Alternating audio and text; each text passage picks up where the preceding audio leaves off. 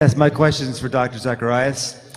How do you respond to those in this country who run our elite schools, who write our textbooks? The evil is not within us, but outside of us, like in a person who has a handgun or social economic created conditions, that it is otherwise. Well, since that's direct, do you want to go ahead? You know, I'll be happy to respond to it, but these are the kinds of specialties that this gentleman really writes about. I think you want me to go first, but I'd like you to respond on this too.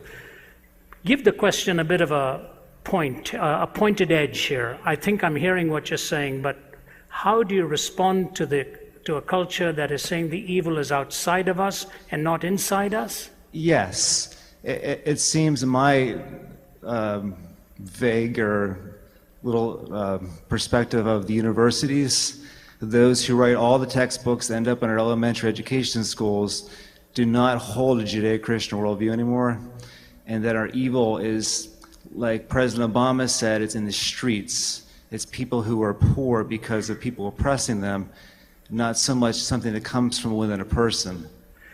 You know, then we should not be imprisoning people like Madoff and the head of Enron. We should be imprisoning their neighbors because of his environment that these people did such things.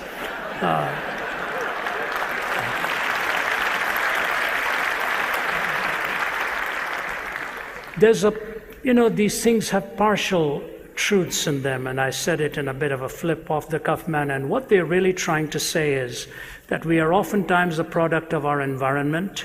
And I won't name the countries, but my wife and I were visiting there where there's a constant war going on in the border there, and we were pointed to a man who took his 12-year-old son up to the hill every day. Every day. He would take his boy right from the time he was a little boy, take him up to the top of the hill and point to the country across the line there, and he said, your whole goal in life should be to kill as many of those people in that country as you possibly can.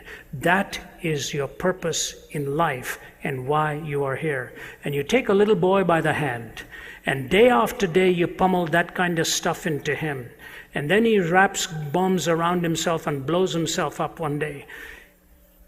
You can see what they did with a young mind like that they ultimately radicalized and influenced and controlled.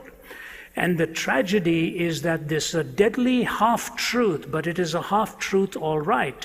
It is your environment and your upbringing has an awful lot to do with this. And so you watch the movies in our time. Look at the impact pornography has taken on this culture. I'm dealing with it with young men all the time as I travel, and it is a horrific thing to be trapped by, because what it actually does is destroy personhood in the process and makes you pursue a feeling rather than even a person, because no one person can ultimately bring you the happiness. It's a feeling that you're in search of, and it'll never be parked in that feeling all the time. So the environment that is conditioning our minds is taking a heavy toll. But what is conditioning the environment? Are these minds also cumulatively just the product of all kinds of ideas? Does nobody ultimately have to take any responsibility? There was a great case in India recently, and in that case the head of a large IT company, one of the largest, which is actually called Satyam, which actually in that language means truth. But they were fudging on their books, they were cheating in billions of dollars. And finally he was caught, and he's in jail now. And here's what he said: my problem is this. I was riding this tiger of deceit for so long, I was afraid to get off lest it eat me up. It was not his environment. It was what he had chosen to do.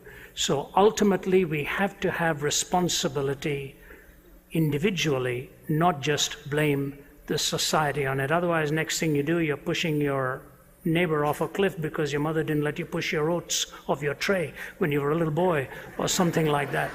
This kind of ad infinitum reasoning, if you take away responsibility, you actually take away the possibility of any court of law dealing with any act in any nature if it is always someone else's fault.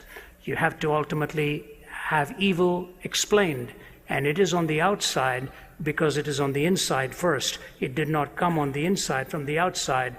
All that is within you is evil, and all the list that God gives to us comes from the heart of man. That's what really defiles. Any thoughts on that, Oz?